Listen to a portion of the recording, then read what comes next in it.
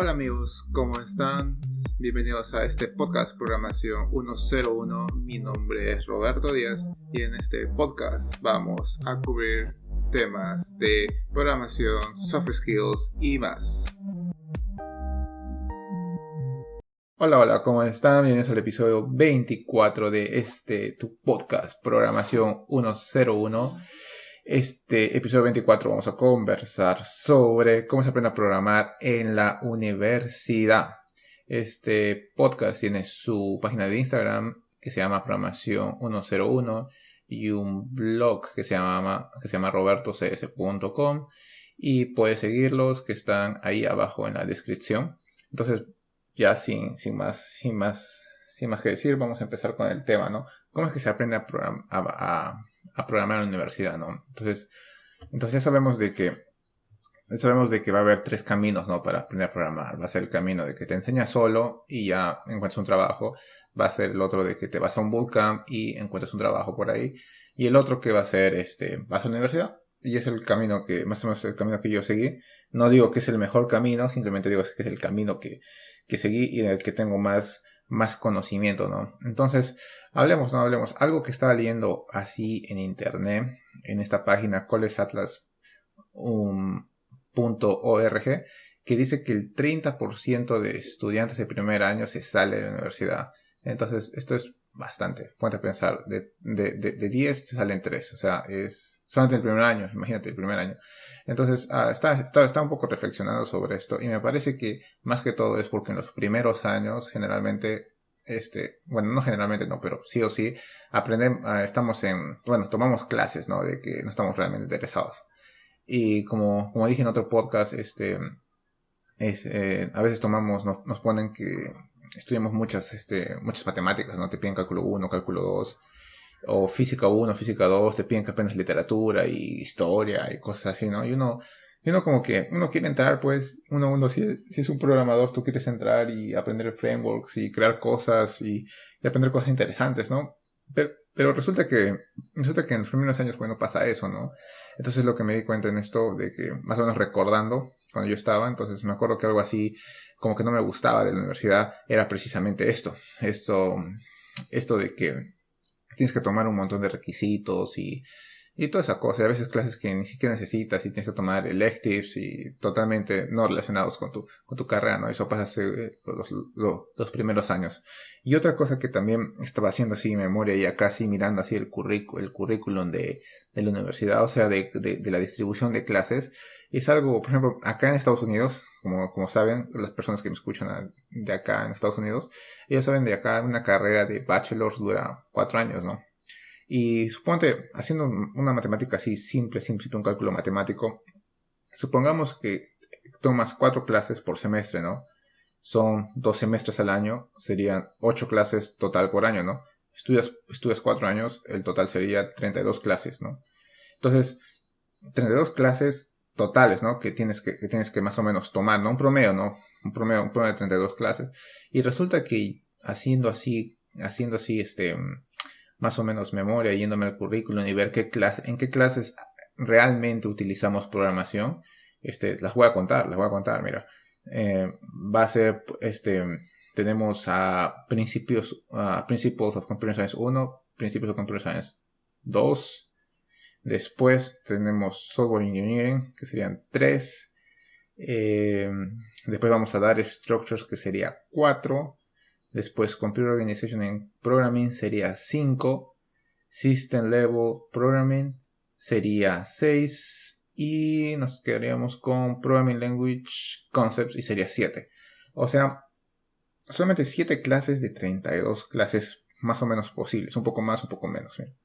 O sea, ¿eso cuánto es? Eso es como un cuarto, como solamente un año llevas programación, básicamente solamente un año llevas programación. Porque un año tomas 8 clases, ¿no? O sea, 4 un semestre, 4 el segundo semestre. Entonces, tal vez por esto es muy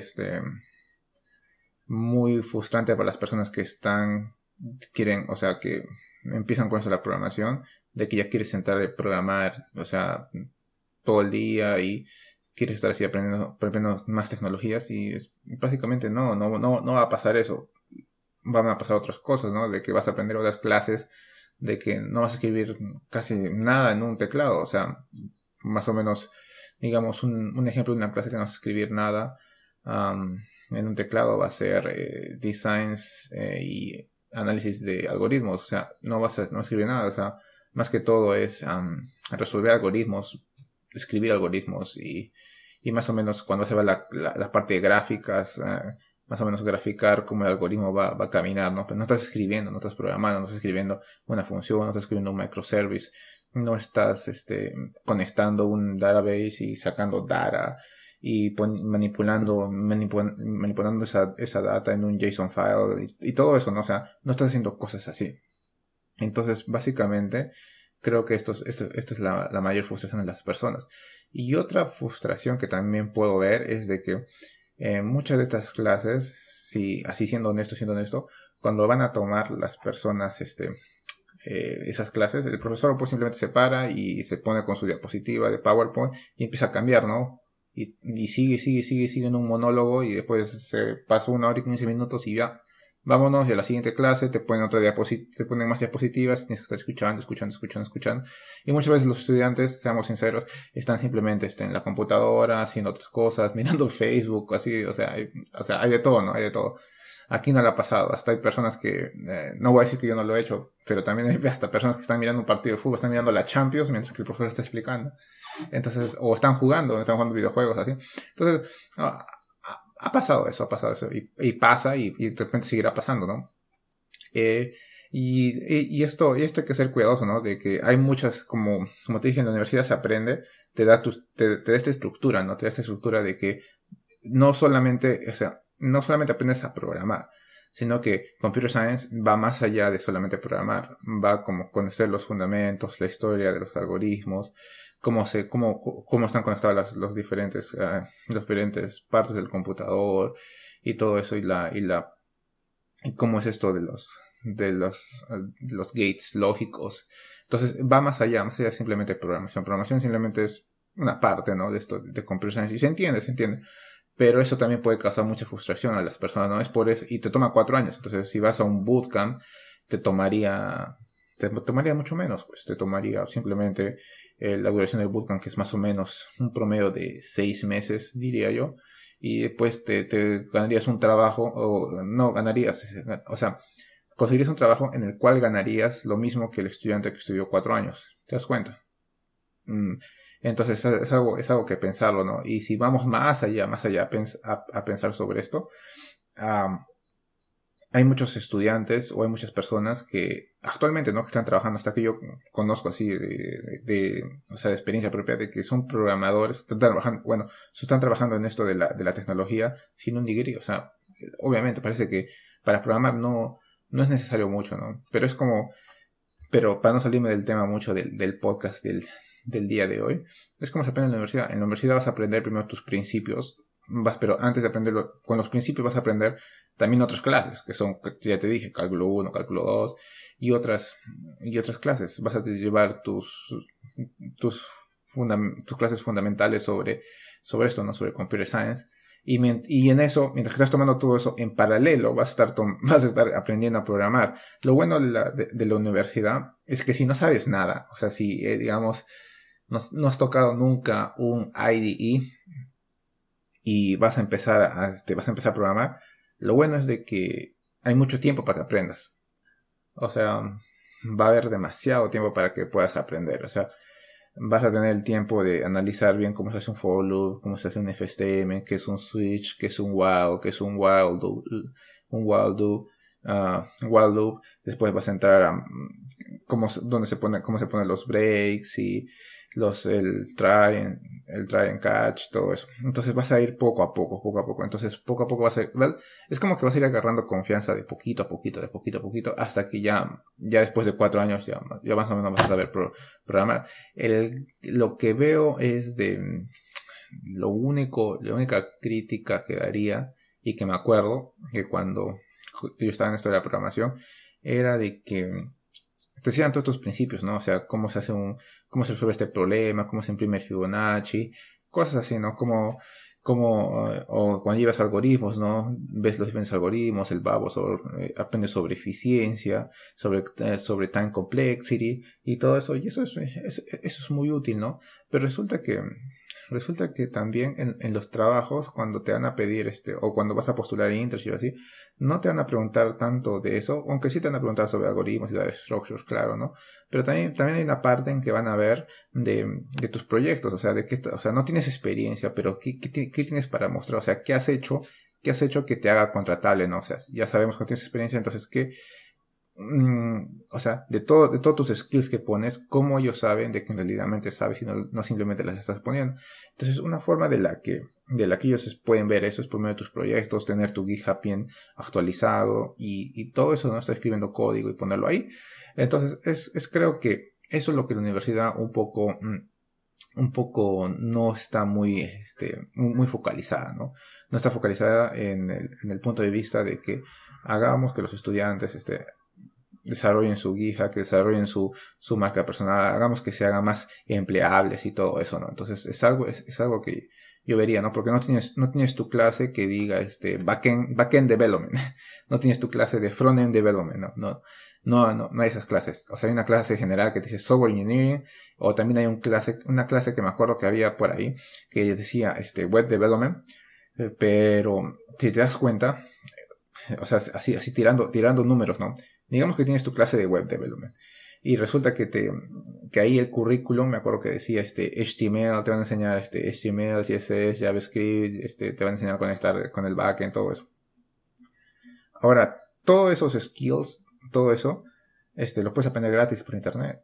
O sea, si la verdad, lo puedes aprender, te vas a W3 Schools y lo aprendes y lo aprendes. O sea, no lo vas a aprender así bien rápido, digamos, te va a tomar un tiempo, pero con un poco de dedicación y un poco de esfuerzo, lo vas a aprender. Entonces, más o menos acá una clase, ¿cuánto te cuesta? Te cuesta como $1,400, más o menos, 1,400. Entonces, es como que, ok, aprendo esta clase que me cuesta $1,400 o puedo aprender online y gratis, o puedo ponerme me voy a Pluralsight y me pongo una membresía de $30 y tengo acceso a un montón de clases, o a Udemy o a otras websites. Entonces uno como que se pone a pensar, ¿no? O sea, ¿vale la pena esto o no vale la pena esto? O sea, y me ha pasado personalmente a mí, pero también, como yo te dije, ya estaba muy metido adentro, de que ya me faltaba un año y dije, ya, bueno, ya, ¿qué más vale? Un año y ya lo terminamos. Entonces, eso es algo que uno tiene que considerar mucho, ¿no? Y después, si sabes que, entonces, hay mucha gente, hasta te puedo decir que en la universidad, antes de tomar software engineering, nos dijeron, toma web development, que era un elective, para estar listo para esa clase. Entonces, muchas personas lo tomamos, ¿no? Porque si te dicen eso, los profesores saben, ahí tienes los consejeros que te dicen, ok, tómalo para que te vaya mejor. Pero resulta de que de repente puede haber escogido otro elective, ¿no? Otro elective que más me sirva, digamos, uno así como que, uno más como que de base de datos, algo así más técnico, algo que no sea fácil de encontrar en internet, pero también todo es fácil de encontrar por internet. Entonces es muy complicado esto, es un tema así, pero es como vas a aprender en la universidad, ¿no? Vas a aprenderlo así, o sea, poco a poco. Lo bueno es que vas a tener una estructura y si no sabes nada vas a ir poco a poco, pero creo que si estás yendo por el nivel, por el método así, por el método de la universidad, por este camino de la universidad, al tener el tiempo a tu favor, trata de aprovechar ese tiempo en hacer lo que tienes que hacer, que son las responsabilidades de que es aprender todas esas clases y todos los conceptos y estar listo para el examen, claro, eso sí o sí, pero no hay que quedarse ahí. Es lo que hace mucha gente, mucha gente ya toma la clase, sacó su A, sacó su 95, 98, o sea, sacaron una buena calificación y ya, no hacen más, ya cumplí, se acabó, ya cuando salga, me gradúe, voy a tener mi trabajo porque ya, pues soy un estudiante que sobresaliente que siempre se saca A's. Y resulta que no es tanto así, no es tanto así, amigo, amiga, programador, sino que tienes que más que todo demostrar tus skills por medio de cómo aprendes otras tecnologías, cómo manejas unos frameworks, porque Java, por ejemplo, si estás aprendiendo Java, ¿no? Como tu lenguaje principal, Java va más allá de escribir for loops o while statement, o escribir linked lists o hash maps y todo eso, ¿no? O sea, Java, para que tú realmente tengas un trabajo escribiendo Java, tienes que saber Java, ¿sí? Pero tienes que saber también su framework, que es Spring. Y para Spring tienes que saber cómo funciona la arquitectura en VC. Entonces, si no sabes cómo, o sea, y en VC te lo enseñan en Software Engineering, y si no tienes claro muy bien los conceptos y cómo los aplicas en el framework, entonces vas a tener problemas, porque es lo que hacen. O sea, las tecnologías, las grandes compañías utilizan eso. O sea, si vas a hacer PHP, vas a tener que utilizar Laravel. Si utilizas Python, vas a tener que utilizar Flask o Django. Si vas a utilizar Ruby, vas a tener que utilizar el framework Rails. Si utilizas JavaScript, vas a tener que utilizar Angular o React. Entonces, hay cosas así, ¿no? Entonces, es cosas que a veces la gente se queda ahí, ¿no? Y en las clases, en la universidad no vas a tener tu clase de React, no vas a tener tu clase de Angular o tu clase de Laravel, no, esas clases no hay. Generalmente eso uno se lo aprende por sí mismo.